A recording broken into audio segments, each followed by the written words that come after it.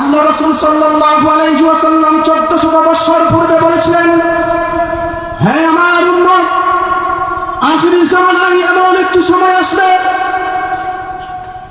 ঈমানকে ধারণ করে রাখা এতটাই কঠিন হবে,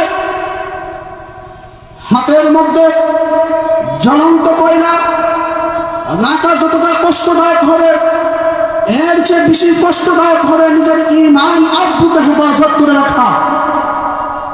আজকে পৃথিবীর দিকে যদি আমরা তাকাই, তাহলে আমরা দেখতে পাই প্রত্যেকটা সেক্টরে আজকে দুর্নীতিগ্রস্ত হয়ে গিয়েছে। ইসলামী তাহজিব তামাদ্দুন নিয়ে বেঁচে থাকা আজকে দিন থেকে কঠিনতর হয়ে যাচ্ছে।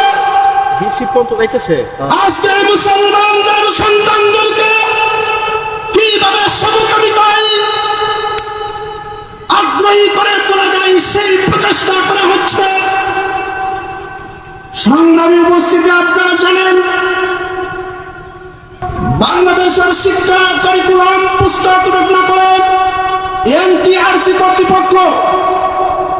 আপনারা জানেন সাম্প্রতিক একটি বিষয়, সপ্তম শ্রেণীর সামাজিক ও বিজ্ঞান ইতিহাস বইয়ের মধ্যে শরীফ থেকে শরীফা হওয়ার গল্প, সেই গল্পে আমার দেশের কুচিকাচা, আমার দেশের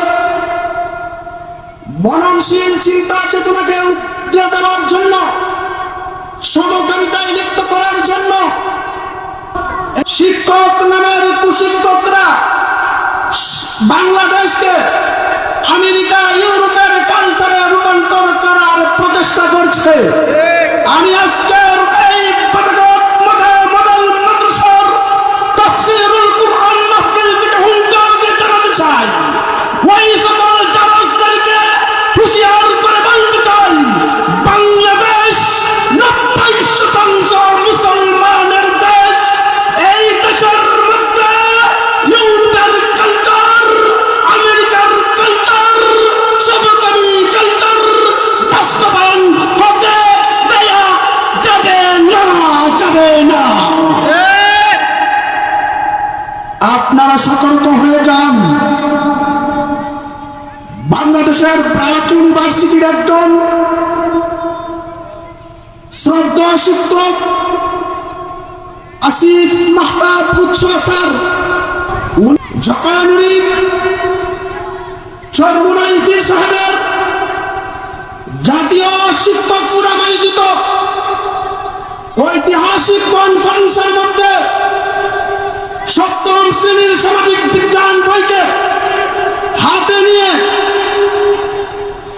উনি সমগ্র দেশবাসীকে বুঝিয়ে দিয়েছেন প্রতিবাদের পাশে এমনটাই হতে হবে। যখন পীর দেয়ালে আটকে যান, তখন মানুষ প্রতিবাদী হয়ে ওঠে। যদি প্রতিবাদী না হয়ে ওঠে, তাহলে বুঝতে হবে ওই সমাজের মধ্যে প্রচন্ড রয়েছে, ওই সমাজই হিজড়া গোষ্ঠীতে পরিণত হয়েছে, ঠিক কিনা? সংগ্রামী উপস্থিতি, সময় অল্প, এই বিষয়বস্তু নিয়ে যদি বিস্তারিত আলোচনা করি অনেক সময়ের প্রয়োজন। আমি আপনাদের শীঘ্রতর মহাগ্রন্থ আল কুরআনুল কারীম থেকে ছোট্ট একটি আয়াত তেলাওয়াত করছি। আল্লাহ রাব্বুল আলামিন বলেন, লিল্লাহি মুলকুস সামাওয়াতি ওয়াল আরদ ইয়াখলুকু মা ইয়াশা।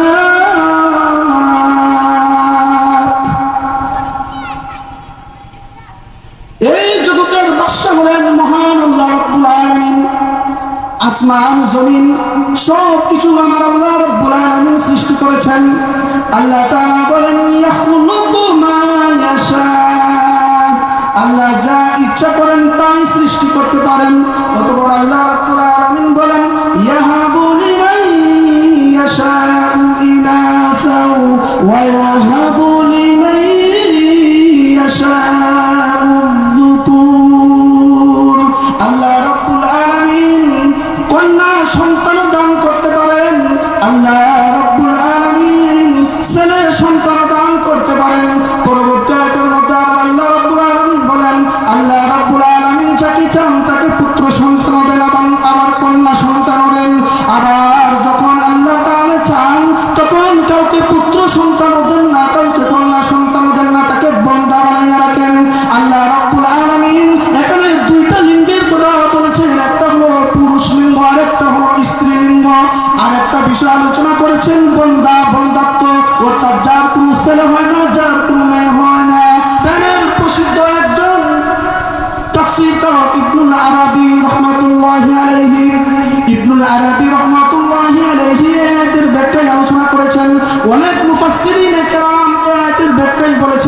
আল্লাহ রাব্বুল আলামিন এখানে তো দুইটা লিঙ্গের কথা আলোচনা করেছেন, একটা হলো পুরুষ লিঙ্গ আর একটা হলো স্ত্রী লিঙ্গ।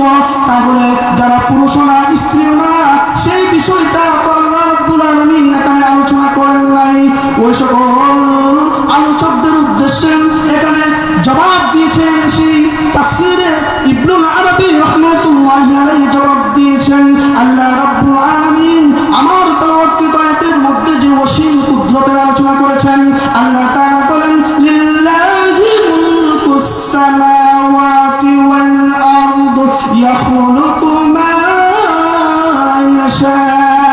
আল্লাহ তাআলা যেখানে বলেছেন ইয়াখলুকু মা ইয়াশা, আল্লাহ যখন যা চান তাই সৃষ্টি করতে পারেন, এটাই হলো আল্লাহর কুদরত। সুতরাং এই আয়াত দ্বারাই আল্লাহ রাব্বুল আলামিন বুঝাতে চেয়েছেন আল্লাহ কাউকে কন্যা সন্তান দেন, কাউকে পুত্র সন্তান দেন, কাউকে কন্যাও দেন না, পুত্র সন্তানও দেন না, আবার কাউকে আল্লাহ রাব্বুল আলামিন হিজলা বানাইয়া রাখে। এবং মা ইয়াশা এই শব্দের ভিতরে সব কিছু ঢুকে গেছে। আল্লাহ যখন যা চান তাই আল্লাহ তারা সৃষ্টি করতে পারেন, ঠিক কিনা ভাইয়েরা আমার? হাজিরান মজলিস, তাহলে কুরআন এবং হাদিসের মধ্যে পৃথিবীর আসমান এবং জমিনের যত ইলম সব কিছু আলোচনা হয়েছে, সব কিছু আছে, কিন্তু আমরা মুসলমানরা কুরআন এবং হাদিস থেকে দূরে সরে গিয়েছি। এই জন্যই আজকে বলা হয় যে ইহুদি খ্রিস্টানরা সব কিছু বিজ্ঞানের আবির্ভাব করতেছে, বিজ্ঞান তারা প্রতিষ্ঠিত করতেছে, তারা বিজ্ঞান তৈরি করতেছে, কিন্তু মুসলমানরা বসে বসে মজা নিচ্ছে। কিন্তু মুসলমানরা এক সময় বিজ্ঞানের দিক দিয়ে অগ্রগামী ছিল। আজকে মুসলিম জাতি কুরআন এবং হাদিস থেকে দূরে সরে যাওয়ার কারণে আজকে মুসলমানদের অধঃপতন হয়েছে। আজকে মুসলমানরা বিজ্ঞান থেকে দূরে সরে গিয়েছে। বিজ্ঞানকে কুরআন এবং হাদিস কখনো অবমূল্যায়ন করে নাই, বরং কুরআনের মধ্যেই বিজ্ঞান এবং বিজ্ঞানের মধ্যেই কুরআন। কুরআনকে বাদ দিয়ে বিজ্ঞান চলতে পারবে না। সুতরাং কুরআনকে বাদ দিয়ে কখনো বিজ্ঞান হতে পারে না। কুরআনের মধ্যে আমার আল্লাহ রাব্বুল আলামিন পৃথিবীর এ টু জেড সব কিছু আলোচনা করেছেন, কিন্তু আমরা এই কুরআন থেকে লাভজনক ফায়দা হাসিল করতে পারতেছি না। কারণ আমরা শুধু কুরআন নিয়ে শুধু পঠিত করি, কুরআন তেলাওয়াত করি, ঠিক আছে, কিন্তু কুরআন নিয়ে আমরা মুসলমানরা আজ গবেষণা করি না। কুরআনের প্রত্যেকটা আয়াত, কুরআনের প্রত্যেকটি সূরা, কুরআনের প্রত্যেকটি নুকতা নিয়ে যদি আপনি গবেষণা করেন তাহলে বিশদ এই পৃথিবী তৈরির সব কিছু বিষয়ে আপনি জ্ঞান লাভ করতে পারবেন। প্রিয় হাজিরিন, আমি বলতে চাই আল্লাহ রাব্বুল আলামিনের সৃষ্টি হলো মানব জাতি। এই মানব জাতিকে আল্লাহ তাআলা দুই ভাগে ভাগ করেছেন, একটা হলো স্ত্রী লিঙ্গ, আরেকটা হলো পুরুষ লিঙ্গ। আরেকটা জেন্ডার রয়েছে আমাদের সমাজের মধ্যে, যে জেন্ডারকে বলা হয় তাজ জেন্ডার। তাজ জেন্ডার মানে হিজরা। হিজরা জনগোষ্ঠীকেও আমরা তাদেরকে মূল্যায়ন করি, তাদেরকে শ্রদ্ধা জানাই, তাদেরকে সম্মান জানাই, তাদের প্রতি আমাদের ভালোবাসা রয়েছে। আমার ভাইয়ের জন্য যেই ভালোবাসা, আমার বোনের জন্য যেই ভালোবাসা, সেই হিজরা জনগোষ্ঠীর জন্য ঠিক সেই রূপ আমার ভালোবাসা রয়েছে, আমার সম্মান রয়েছে, শ্রদ্ধা রয়েছে। কিন্তু বর্তমান সময়ে বাংলাদেশের মধ্যে আরেকটা জেন্ডার প্রতিষ্ঠিত করতে চাচ্ছে, সেটা হলো ট্রান্সজেন্ডার, যেটাকে বলা হয় সমকামী। অর্থাৎ একজন মানুষ সে পুরুষ কিন্তু নিজেকে মেয়ে অনুভব করে, একজন মেয়ে সে সত্যি মেয়ে কিন্তু নিজেকে পুরুষ ফিল করে, অনুভব করে। সে আবার কখনো তাকে অপারেশন করানোর মধ্যে তার লিঙ্গ রূপান্তর করা হয়। অর্থাৎ আমি একজন, সে একজন মেয়ে, তাকে রূপান্তর করা হয় পুরুষ হিসেবে, একজন পুরুষকে রূপান্তর করা হয় মেয়ে হিসেবে। এটা ইসলামের মধ্যে হারাম, হারাম, হারাম, হারাম, হারাম।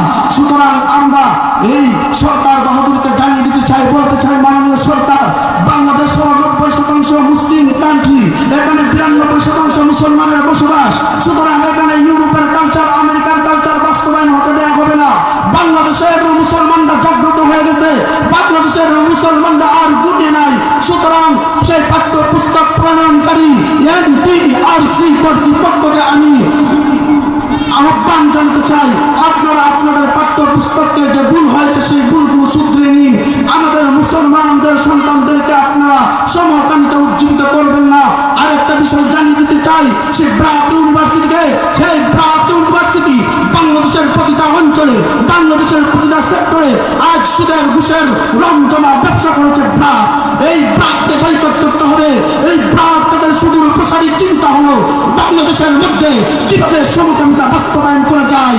আমি প্রাককে বলতে চাই, বাংলাদেশের উলামায়ে কেরাম বলেছেন সেই আসিফ মাহতাব স্যারের চাকরিকে যদি বহাল না করো তাহলে বাংলাদেশের মুসলমানরা তোমাদের প্রাক ইউনিভার্সিটির প্রত্যেকটা তুলে তুলে রাস্তার মধ্যে ফেলে দেবে। আমাদের আরেকজন শিক্ষক সরওয়ার সাহেব, উনিও সেই সমকামিতার বিরুদ্ধে কথা বলেছিলেন। চিন্তার বিষয় হলো কি জানেন, উনাদের ইমানের পাওয়ার কতটুকু দেখেন। ব্রাক ইউনিভার্সিটির শিক্ষক আসিফ মাহতাব স্যার, উনি হাজার হাজার টাকার চাকরি। আমরা তো মুসলমানরা অনেকেই মনে করি চাকরির ভয়ে আমরা ন্যায্য কথাটা বলি না, চাকরির ভয়ে আমরা ন্যায় কথাটা বলি না। অনেক সময় চাকরি হারানোর ভয়ে অন্যায়কে প্রশ্রয় দেয়, অন্যায়কে মেনে নেয়। কিন্তু একজন আসিফ মাহতাব স্যার বাংলাদেশের জনগণকে দেখিয়ে দিয়েছেন চাকরির মালিক হলেন আল্লাহ, রিজিকের মালিক হলেন আল্লাহ। চাকরি কেউ আমাকে দিতে পারে না, রিজিক আমাকে কেউ দিতে পারে না, সবকিছুর মালিক হলেন আল্লাহ। আল্লাহকে ভুলে আমি কোনো কিছু করতে পারি না। সেই ব্রাক ইউনিভার্সিটির শিক্ষক আসিফ মাহতাব স্যারকে স্যালুট স্যালুট স্যালুট স্যালুট। সেই সারওয়ার স্যারকে জানাই স্যালুট। সেই সারওয়ার স্যার, আসিফ মাহতাব স্যার, ওনারা সমকামিতার বিরুদ্ধে কথা বলেছেন, সমকামিতার বিরুদ্ধে অবস্থান নিয়েছেন। তাই আমি আমার সকল স্তরের যে যে ডিপার্টমেন্টে চাকরি করেন, যে যে ডিপার্টমেন্টেই থাকেন, আপনারা সেখানে এলার্ট থাকবেন যেন কখনো ইসলাম বিরোধী কোনো কাজ না হয়। এবং ইসলাম বিরোধী, ইসলামের অপব্যাখ্যা যদি কেউ দেওয়ার চেষ্টা করে সাথে সাথে প্রতিবাদ জানাবেন। আরেকটা বিষয় জানিয়ে দিতে চাই, আসিফ মাহতাব স্যার এবং